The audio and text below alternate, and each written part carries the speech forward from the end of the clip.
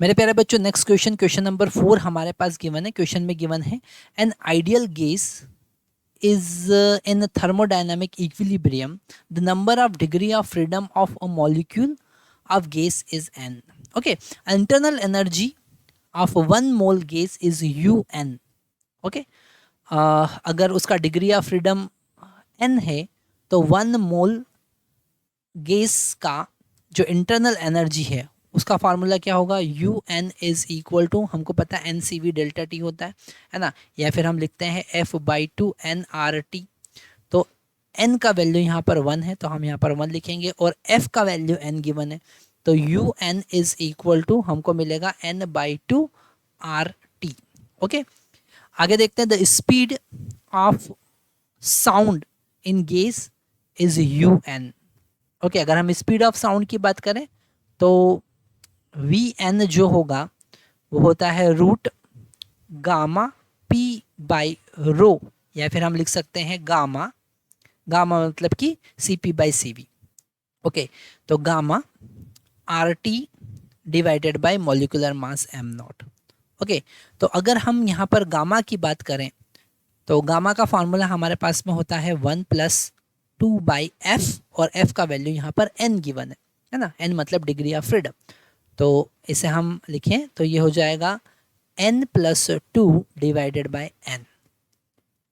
Okay, तो अगर हम यहाँ पर गामा का वैल्यू पुट करें तो वी एन जो है वो होगा रूट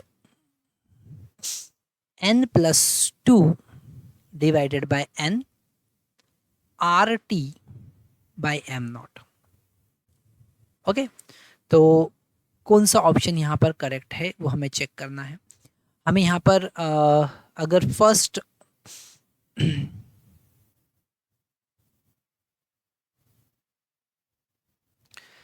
अगर हम यहाँ पर ऑप्शन देखते हैं तो फर्स्ट ऑप्शन में गिवन है u3 is greater than u6, जो कि बिल्कुल गलत है।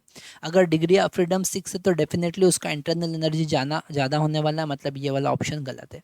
अगर u3 is greater than u5 मतलब ये वाला भी यहाँ पर गलत है। थर्ड अगर सी ऑप्शन देखें तो बिल्कुल यहाँ पर ये जो सेकंड वाला पार्ट है बिल्कुल सही है, और सिक्स डी ऑप्शन में भी सेकंड वाला पार्ट सही है। अब हमको यहाँ पर जो वेलोसिटी है उसके लिए चेक करना पड़ेगा। तो अगर हम v5 की बात करें तो v5 is greater than v7 है या v7 is greater than v6 है। तो यहाँ पर अगर हम v5 की बात करते हैं, ओके, तो v5 डिवाइडेड बाय v7 की अगर हम बात करें तो हमको यहाँ पर मिलेगा root 5 + 2 that is 7/5 divided by root, यह हो जाएगा 9/5, और यहाँ पर अगर हम 9/7। ओके, तो अगर हम इसे आगे कैलकुलेट करें तो हमको मिलेगा 7 × 7 that is 49 divided by 45। Okay, और ये जो वैल्यू हमको मिल रहा है ग्रेटर देन 1 है, इट इज़ ग्रेटर देन 1 है ना, मतलब v5 is greater than v7। तो यहाँ पर सी वाला ही ऑप्शन हमारा करेक्ट हमको समझ में आ रहा है। ठीक है, तो आप यहाँ पर सिंपल जो कॉन्सेप्ट है ना, हम अगर इसे वैल्यू न्यूमेरिकली वैल्यू पुट करके नहीं देखेंगे तो थोड़ा सा कंफ्यूजिंग है, इसलिए आप वैल्यू पुट कर लीजिए और फिर दोनों का कंपैरिजन देख लेंगे तो ज़्यादा बेटर रहेगा। मेरे प्यारे बच्चों, हम यहाँ पर क्वेश्चन नंबर 6 देख रहे हैं, और क्वेश्चन नंबर 6 हमको क्लियरली दिख रहा है कि वो थर्मोडायनामिक्स से रिलेटेड है। क्वेश्चन में गिवन है 1 mole of an ideal gas expand adiabatically from initial state TA V0 to final state TF5 V0. Okay, another mole of same gas expand isothermally from different initial state TB to V0 to the same final state TF to 5 V0. Okay, the ratio of specific heat at constant pressure and constant volume gamma हमको given है, तो हमको TA divided by TB का value निकालना है। तो यहाँ पर हम सबसे पहले एडियाबेटिक प्रोसेस की बात करें, और एडियाबेटिक प्रोसेस में हमको पता है, अगर हम एडियाबेटिक प्रोसेस की बात करते हैं, अगर हम एडियाबेटिक प्रोसेस की बात करते हैं तो एडियाबेटिक प्रोसेस में हमको पता है PV⁻ गामा कांस्टेंट होता है। ओके, पर यहाँ पर प्रेशर के लिए उन्होंने कोई बात नहीं किया है, हमको टेम्परेचर और वॉल्यूम के बीच में रिलेशन चाहिए। तो हम यहाँ पर P का वैल्यू पुट कर देते हैं जो कि होगा nRT divided by V into V raised to power gamma equal to constant हो जाएगा। मतलब अगर हम इसे अब देखें तो T V raised to power gamma minus 1 equal to constant होगा। मतलब हम लिख सकते हैं T1 V1 is raised to power gamma minus 1 is equal to T2 V2 raised to power gamma minus 1। Okay, अगर हम T1 का वैल्यू लिखें तो T1 का वैल्यू TA है, यहाँ पर कंडीशन गिवन है TA, और V1 का value V0 raised to power gamma minus 1। T2 का वैल्यू हम देखें तो TF है और फाइनल वॉल्यूम है 5V0, इसका पावर हम लिखेंगे गामा माइनस 1। ओके, तो यहाँ पर V0 से V0 हम कैंसिल कर देंगे, हमको TA is equal to 5 raised to power gamma minus 1 into TF मिला। ठीक है, अगर हम यहाँ पर आइसोथर्मल प्रोसेस सेकेंड कंडीशन देखेंगे, अगर हम आइसोथर्मल प्रोसेस की बात करें, अगर हम आइसोथर्मल प्रोसेस की बात करें तो वहाँ पर PV is equal to constant होता है। ओके, और टेम्परेचर जो है वो कांस्टेंट होता है, टेम्परेचर भी कांस्टेंट होता है। मतलब TF का वैल्यू जो है वो TB के बराबर होगा। यहाँ पर डायरेक्टली उन्होंने ये कंडीशन दे रखा है TB का वैल्यू TF के बराबर होगा। मतलब अगर हम TF का वैल्यू यहाँ पर TB पुट कर देते हैं, आप देख लीजिए क्वेश्चन बड़ा इजी हो गया छोटा सा कॉन्सेप्ट लगाने पर। ठीक है, और यहाँ पर उन्होंने कंफ्यूज करने के लिए टेम्परेचर और वॉल्यूम में रिलेशन दिया, कहा है आइसोथर्मल प्रोसेस, तो टेम्परेचर तो कांस्टेंट होता है। ठीक है, तो वहाँ पर कंफ्यूज होने की ज़रूरत नहीं है। यहाँ पर TA डिवाइडेड बाय TB का अगर हम रेशियो देखें तो 5 raise to power gamma minus 1 हमको मिल रहा है। आप देख सकते हैं कि A is the correct answer, A हमारे पास करेक्ट आंसर होगा। ठीक है, तो कुछ क्वेश्चन बड़े इजी होंगे जो हम बहुत इजीली सॉल्व करेंगे। यहाँ पर केवल आइसोथर्मल और एडियाबेटिक प्रोसेस का कॉन्सेप्ट यूज़ किया है और हमारा आंसर आ गया। तो मेरे प्यारे बच्चों, हम यहाँ पर अब क्वेश्चन नंबर 11 की बात कर रहे हैं। ओके, अभी हम बात कर रहे हैं जेईई एडवांस 2023 पेपर 1 सॉल्यूशन की। यहाँ पर क्वेश्चन नंबर 11 हमारे पास इंटीजर टाइप का क्वेश्चन है। मतलब यहाँ पर हमको integer value, positive integer value inter करना होगी। क्वेश्चन में गिवन है close container contains homogeneous mixture of 2 mole of an ideal monoatomic gas having gamma is equal to 5/3 and 1 mole of an diatomic gas gamma is equal to 7/5. Here the gamma is the ratio of specific heats at constant pressure and constant volume for an ideal gas. The gas mixture does a work of 66 joule when heated at constant pressure. ये थोड़ा सा यहाँ पर important point है जो हमको note करना है कि दो गैस का एक मोनोएटॉमिक और डायटॉमिक का मिक्सचर यहाँ पर दे रखा है ना, और वर्क डन कांस्टेंट प्रेशर पर हो रहा है, तो इंटरनल एनर्जी में चेंज कितना होगा वो हमको बताना है। अगर हम इंटरनल एनर्जी में चेंज की बात करें तो यहाँ पर वर्क डन अगर गिवन है और कितना हीट हम दे रहे हैं वो अगर पता कर लें तो इंटरनल एनर्जी में चेंज हम निकाल सकते हैं using first law of thermodynamics, that is delta Q equal to delta U plus W, है ना। तो यहाँ पर अगर हमें डेल्टा U पता करना है तो वो होगा डेल्टा Q माइनस W, और W यहाँ पर गिवन है। तो डेल्टा Q का अगर हम फार्मूला देखते हैं तो वो होगा N1 CP1 into delta T, okay, plus N2 CP2 into delta 2, okay. यहाँ पर C1 और C2 मतलब CP की बात कर रहे हैं हम, है ना। तो N1 C1 का वैल्यू जो होगा वो होगा gamma 1 R divided by gamma 1 minus 1, okay, into delta T, okay, plus N2 as it is. C2 का वैल्यू हम लिख सकते हैं gamma 2 R divided by gamma 2 minus 1 into delta T। अब यहाँ पर ये फार्मूला हमने कैसे लिखा है तो आपको पता होना चाहिए कि CP is equal to gamma R divided by gamma minus 1 होता है, ओके।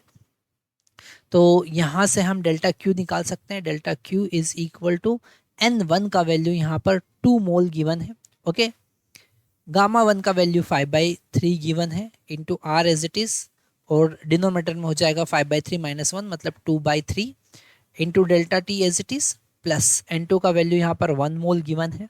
ओके, और गामा 2 का वैल्यू 7/5 गिवन है, तो 7/5 into are divided by 7/5 minus 1 that is 2/5 delta T as it is, है ना। तो ये बाई 3 यहाँ पर कैंसिल होगा। हमको यहाँ पर ये 2 से 2 भी हम कैंसिल कर सकते हैं। हमको यहाँ पर मिलेगा 5r into delta T plus यहाँ पर मिलेगा 7/2 r इंटू डेल्टा टी। इसे आगे सॉल्व करेंगे तो ये हो जाएगा 17, ओके 17/2 r डेल्टा टी। अब हमें यहाँ से अगर r डेल्टा टी का वैल्यू पता चल जाता है तो हम कैसे फाइंड करेंगे, वो वर्क डन से फाइंड करेंगे। और वर्क डन हमारे पास में होगा आइसो बारिक प्रोसेस के लिए, कांस्टेंट प्रेशर के लिए वर्क डन होगा N1 R delta T plus N2 R delta T.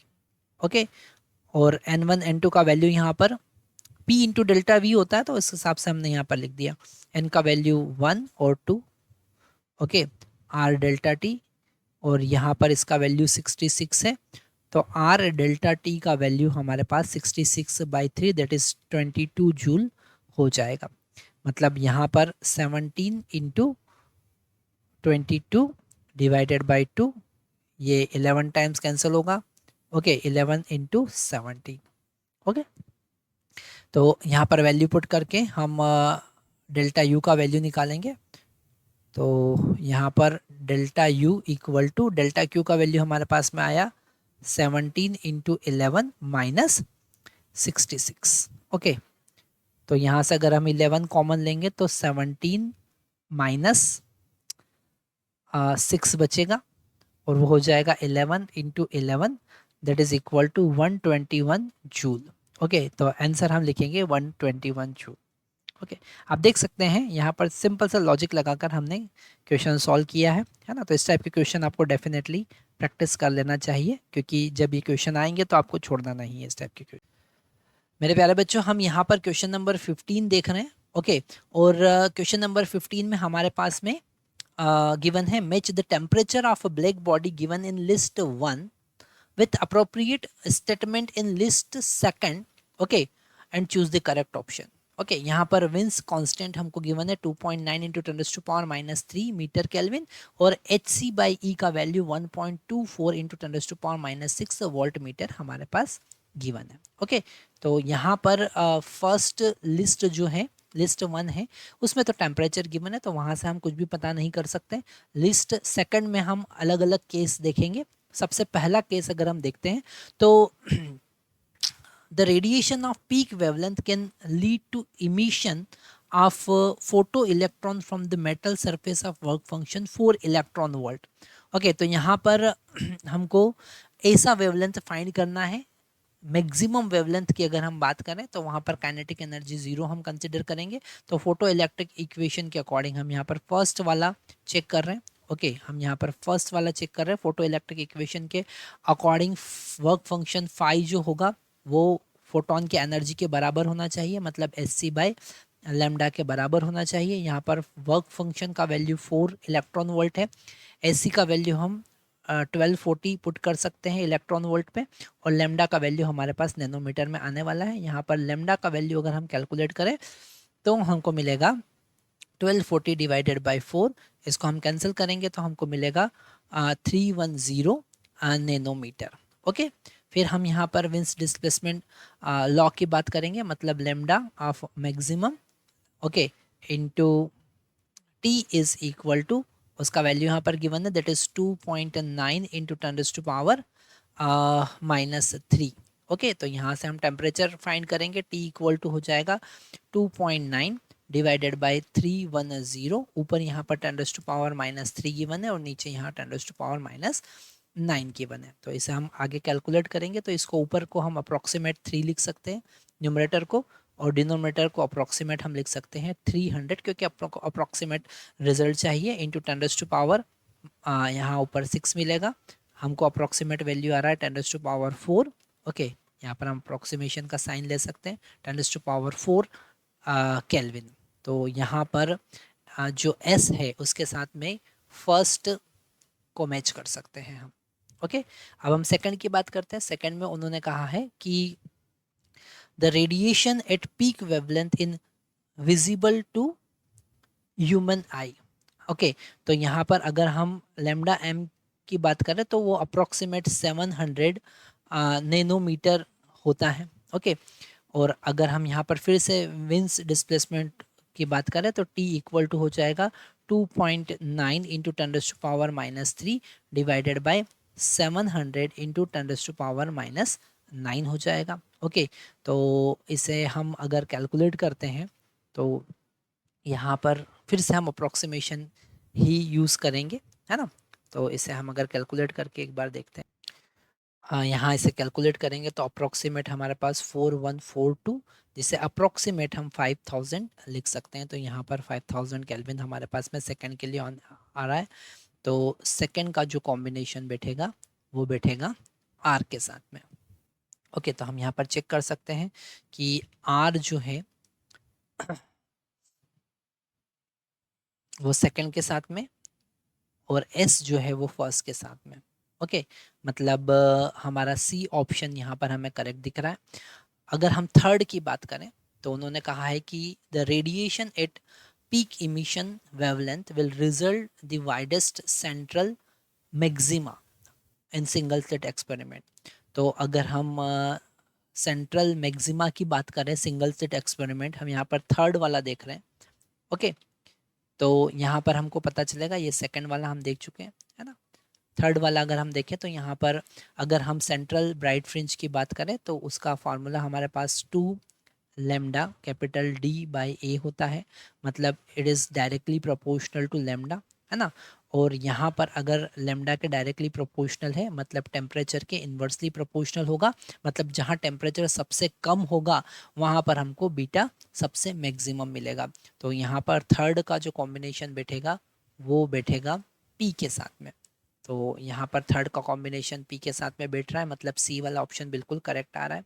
ठीक है, फोर्थ वाला ऑप्शन भी यहाँ पर आप चेक कर सकते हैं। फोर्थ वाला ऑप्शन जो है वो Q के साथ यहाँ पर मैच कर रहा है। ओके, और वो कैसे होगा जरा हम फोर्थ वाला ऑप्शन के लिए भी डिस्कस कर लेते हैं, है ना। क्योंकि यहाँ पर अगर हम फोर्थ वाला देखें तो उन्होंने कहा है कि 1/16 times the power emitted per unit area is 1/16 that of the emitted by black body at temperature 6000 kelvin. तो यहाँ पर अगर आप पावर की बात करेंगे, है ना, तो हमको पता है कि power is directly proportional to temperature raised to power 4। Okay, तो यहाँ पर टेम्परेचर की अगर हम बात करें तो वहाँ इसे अगर हम इन्वर्स रेशियो ले लेते हैं तो यहाँ पर पावर का वैल्यू, पावर का जो पावर होगा, जो इंडेक्स होगा वो 1/4 is directly proportional to T, ऐसा हम लिख सकते हैं। ओके, मतलब कि अगर हम पावर को 1/16 टाइम्स करना चाहते हैं तो टेम्परेचर को हमको हाफ करना पड़ेगा। ओके, अगर हम यहाँ पर 1/16 रेज़ टू पावर 1/4 देखें तो टेम्परेचर हाफ करना पड़ेगा। तो यहाँ पर 6000 का 3000 यहाँ पर मिलेगा, मतलब सी वाला ऑप्शन बिल्कुल करेक्ट है। अगर यहाँ पर कुछ ऑप्शन हमने आपको डायरेक्टली एक्सप्लेन किए हैं, अगर उसमें आपको कन्फ्यूज़न है और आप करेक्ट एक्सप्लेनेशन चाहते हैं, आप चाहते हैं कि नहीं हमको ये समझ नहीं आया कि आपने कैसे कह दिया कि टेम्परेचर जो है वो 3000 होगा फोर्थ ऑप्शन का, ठीक है, तो बिल्कुल आप कमेंट बॉक्स में लिख सकते हैं कि सर हमको ये एक्सप्लेनेशन और चाहिए, तो हम आपके लिए दूसरा वीडियो फिर से बनाएंगे जिसको करेक्ट एक्सप्लेनेशन आप दे, उसमें और अच्छे से हम आपको एक्सप्लेन करके बताएंगे। ठीक है, अभी हम आशा करते हैं कि ये आप बिल्कुल अच्छे से समझ गए होंगे। तो मेरे प्यारे बच्चों, हम यहाँ पर क्वेश्चन नंबर 13 अब देख रहे हैं। क्वेश्चन नंबर 13 फिर से हमारे पास सेक्शन 3 का क्वेश्चन है और यहाँ पर हमको पॉजिटिव इंटीजर वैल्यू एंटर करना है। क्वेश्चन में गिवन है 1 mole of ideal gas undergoes 2 different cyclic process, first and second, है ना, जैसा हमको यहाँ डायग्राम में दिख रहा है। फर्स्ट प्रोसेस है, सेकंड प्रोसेस है, साइक्लिक प्रोसेस है, as shown in PV diagram below. The cycle first processes A, B, C, D are isobaric, है ना। जैसे फर्स्ट में हम यहाँ पर देख रहे हैं आइसोबारिक प्रोसेस है, फिर आइसोथर्मल प्रोसेस है, फिर आइसोबारिक प्रोसेस है, सी वाला फिर से आइसोबारिक है, और फिर आइसोकोरिक प्रोसेस है। और सेकंड में A dash B dash C dash जो प्रोसेस है, फर्स्ट आइसोथर्मल है, ओके। सेकंड हमारे पास आइसोकोरिक प्रोसेस होगा, वॉल्यूम कांस्टेंट, फिर आइसोबारिक होगा, फिर आइसोकोरिक फिर से होगा, है ना। तो टोटल वर्क डन इस साइकिल में जो हो रहा है, फर्स्ट में W1 और सेकंड साइकिल में W सेकंड हो रहा है, ओके। तो हमको W फर्स्ट और W सेकंड का रेशो बताना है, ठीक है। तो यहाँ पर हम अगर इस कॉन्सेप्ट को देखें सही से, है ना, तो हमें हर प्रोसेस का वर्क डन फाइंड करना पड़ेगा, है ना। अगर हम W1 की बात करें, है ना, तो इसमें वर्क डन A, ठीक है, प्लस वर्क डन इन B, प्लस वर्क डन इन C, प्लस वर्क डन इन D, और जो कि 0 के बराबर होगा, ठीक है ना, क्योंकि ये आइसोकोरिक प्रोसेस है और आइसोकोरिक प्रोसेस का वर्क डन 0 होता है। तो सबसे पहले हम वर्क डन फर्स्ट प्रोसेस का फाइंड करते हैं, W फर्स्ट, ओके। तो अगर ए प्रोसेस की बात करें, है ना, तो यहाँ ए प्रोसेस जो है वो आइसोकोरिक प्रोसेस है, और इसका वर्क डन जो होता है वो P इंटू डेल्टा वी होता है। तो P का वैल्यू तो यहाँ पर 4V0 हमको पता चल रहा है, और डेल्टा वी वॉल्यूम जो है वो V0 से 2V0 हो रहा है, तो डेल्टा वी जो होगा वो V0 होगा, ओके। तो सबसे पहले WA हमारे पास में आ गया 4V0 इंटू A0, ठीक है। अगर हम WB की बात करें, यहाँ पर WB की बात करें, कलर हम चेंज कर लेते हैं, WB की बात करें तो ये एक आइसोथर्मल प्रोसेस है, और यहाँ पर वॉल्यूम जो है वो 2V0 से 4V0 हो रहा है। तो इसका जो वर्क डन होता है वो होता है nRT/ln। तो nRT का वैल्यू हम यहाँ पर इस पॉइंट की हेल्प से लिख सकते हैं, है ना। हमारे पास वर्क डन होता है nRT/ln V2। V2 का वैल्यू कितना है, 4V0, और V1 का वैल्यू है 2V0, ओके।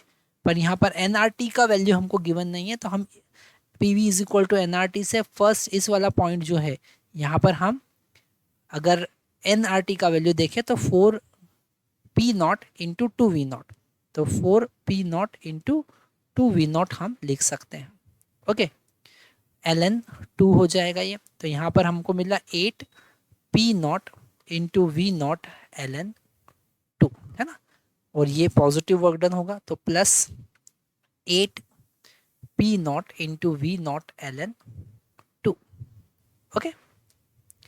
अगर हम WC की बात करें तो फिर से ये आइसोकोरिक प्रोसेस है, सॉरी आइसोबारिक प्रोसेस है, और इस प्रोसेस का वर्क डन होगा pressure 2P0 into change in volume 3V0।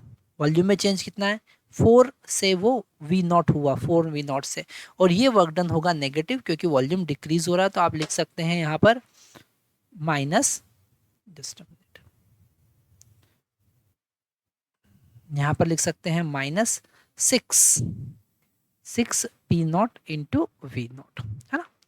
तो अगर हम इसे W1 कैलकुलेट करें तो हमको मिलेगा 8P0 V0 ln 2 minus 2P0 V0, okay.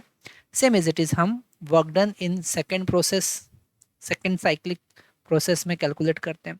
तो ए डैश जो कि आइसोबारिक प्रोसेस है ना, तो हम यहाँ पर सबसे पहले प्रेशर और वॉल्यूम की बात करें तो यहाँ पर हम लिख सकते हैं 4V0 into 4P0 into V0 is equal to nRT, ठीक है। तो वर्क डन हो जाएगा 4P0 V0 ln, और यहाँ पर वॉल्यूम डबल हो रहा है ना, तो हम 2 लिख सकते हैं। अगर हम बी डैश की बात करें तो वर्क डन यहाँ पर 0 होगा, इस वाली प्रोसेस का वर्क डन कितना होगा, 0, क्यों, क्योंकि ये आइसोकोरिक प्रोसेस है। अगर हम सी डैश की बात करें तो माइनस प्रेशर है यहाँ पर P0, और वॉल्यूम में चेंज है 2V0 माइनस V0 मतलब V0, ओके।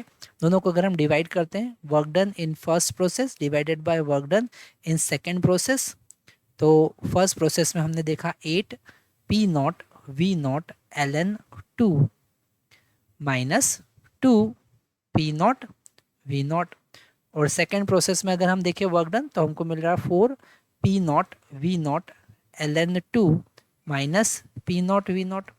इसे सॉल्व करेंगे तो आंसर आने वाला है हमारे पास में 2। तो हम यहाँ पर एंटर करेंगे 2। ओके, तो ये एक इजी क्वेश्चन था अगर हम देखें ओवरऑल तो।